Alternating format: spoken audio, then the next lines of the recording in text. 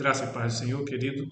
Antes que você continue assistindo essa segunda parte da série de sermões através de grandes tribulações, sugiro que você vá na descrição deste vídeo e assista a parte introdutória, tá bem? Para que então você possa pegar um pouco mais do contexto da série desse sermão.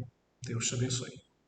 Graça e paz do Senhor Jesus, meus queridos irmãos. Estamos na segunda parte do nosso sermão de domingo, intitulado Através de Muitas Tribulações. O contexto, como os irmãos já sabem, é o apóstolo Paulo, pregador do Evangelho, perseguido, apedrejado, dado como morto, mas continuando a pregar o Evangelho em meio a tantas perseguições, a tantas tribulações.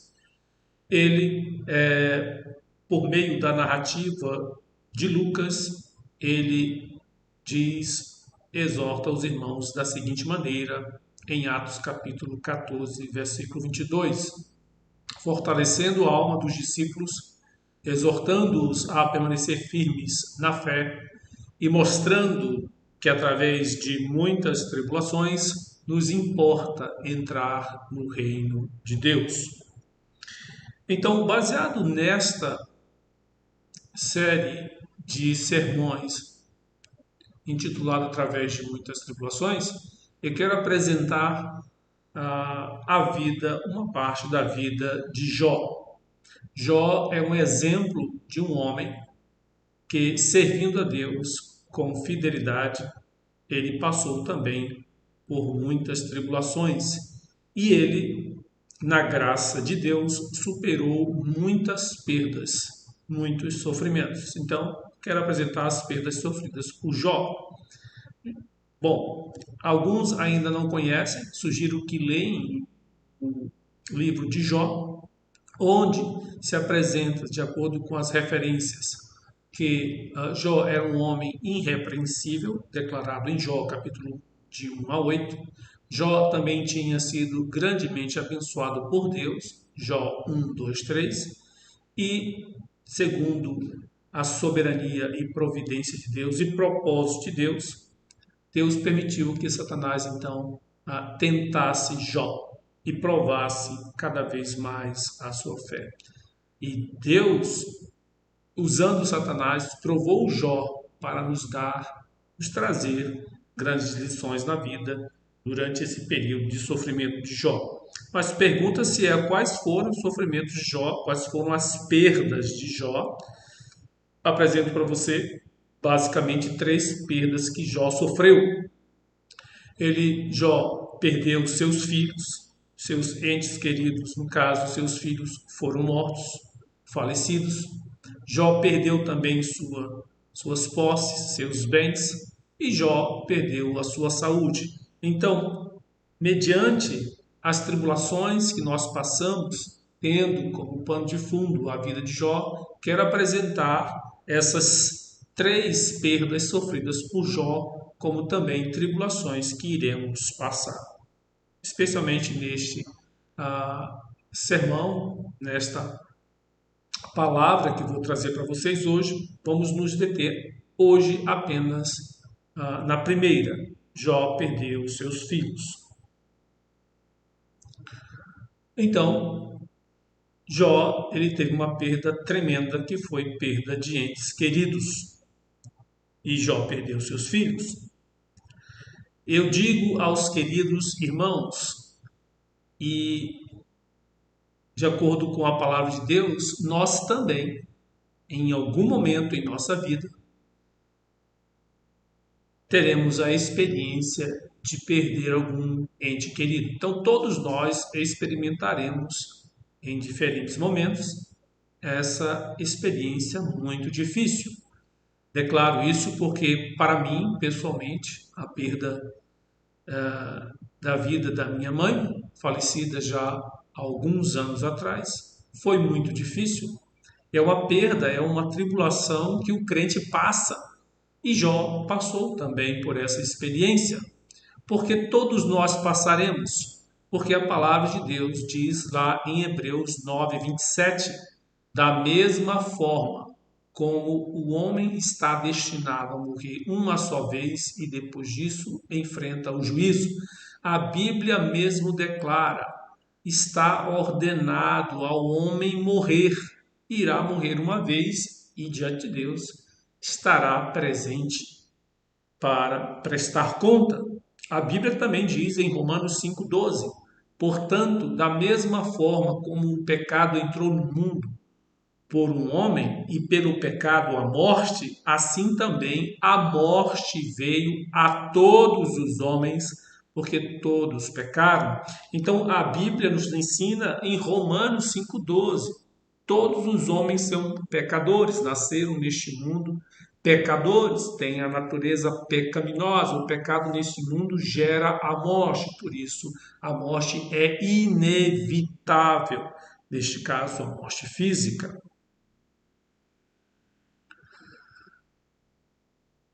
A reflexão é por que, quando perdemos um ente querido, isso torna em algum momento, ou pode se tornar em algum momento, um desafio à nossa fé.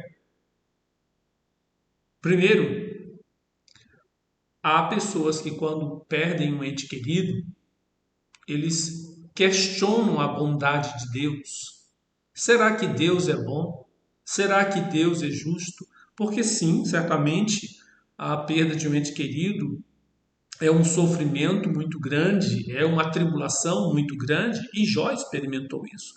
Tanto é que a esposa de Jó, lá no capítulo 2, versículo 9, a mulher de Jó, a esposa de Jó, disse: então sua mulher lhe disse: você ainda mantém a sua integridade, amaldiçoe a Deus e morra.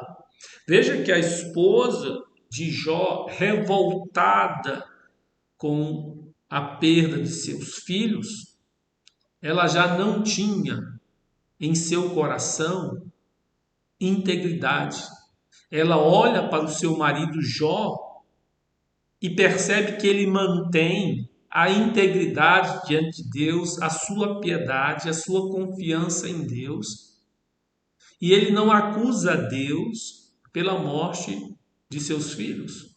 Pelo contrário, a sua esposa então acusa a Deus como a causa da morte de seus filhos. Amaldiçoe a Deus e morra, disse ela, para que o marido fizesse.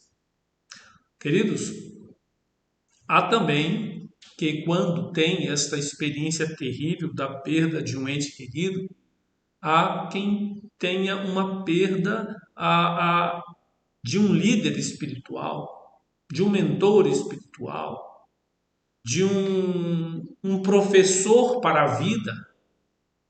E isso também é pesado.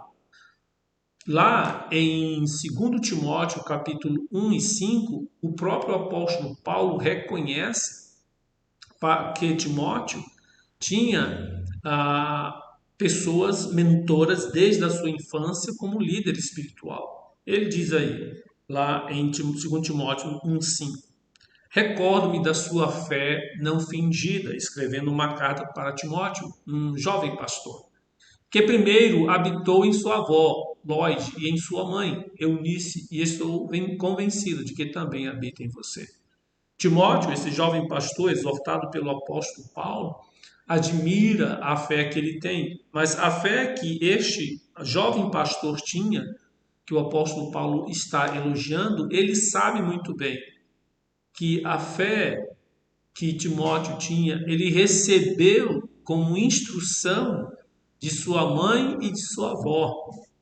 E certamente, da mesma maneira, o jovem pastor Timóteo, quando em algum momento perdeu a sua mãe e a sua avó, ele sentiu muito a perca que ele teve. E foi um momento difícil para a vida dele também. Então, amados, como podemos suportar a perda dos entes queridos e manter a fé como Jó manteve diante de Deus em meio a essa terrível experiência de perder um ente querido? Primeiro, não culpe a Deus, mas culpe o diabo.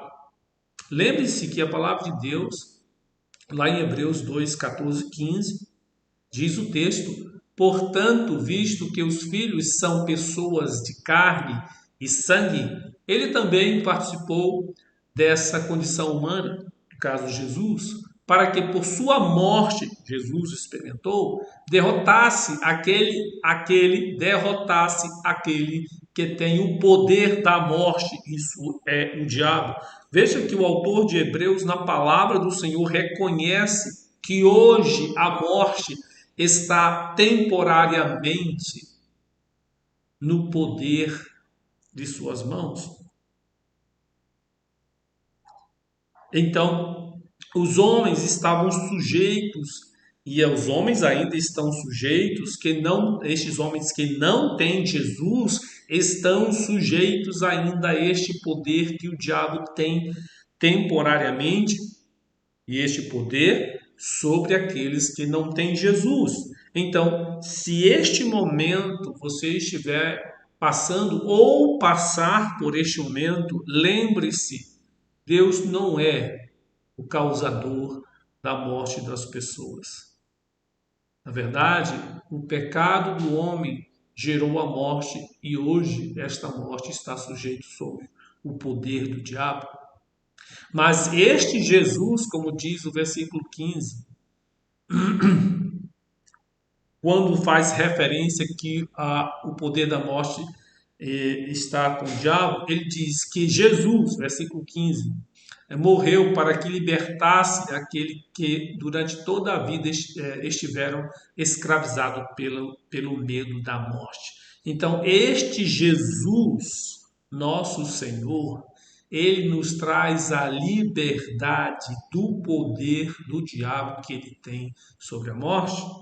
Então, não bote culpa em Deus. Na verdade, Deus tem a graça da vida e que quem tem Jesus tem a vida eterna.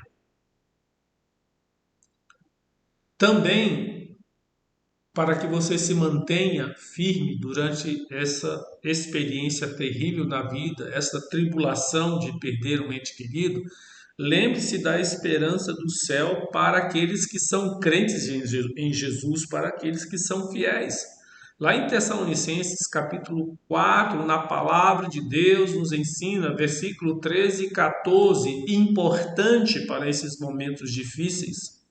Irmãos, não queremos que vocês sejam ignorantes quanto aos que dormem, para que não se entristeçam com os que não têm esperança. Quando o apóstolo Paulo escreve esta carta e exorta os irmãos a não se entristecerem para os que estão dormindo, ou seja, aqueles irmãos que tinham um parente que já havia falecido, e aí, de maneira simbólica, ele diz aqueles que dormem, ele fala, no versículo 14: se cremos que Jesus morreu e ressurgiu, cremos também que Deus trará mediante Jesus e com ele aqueles que nele dormiram.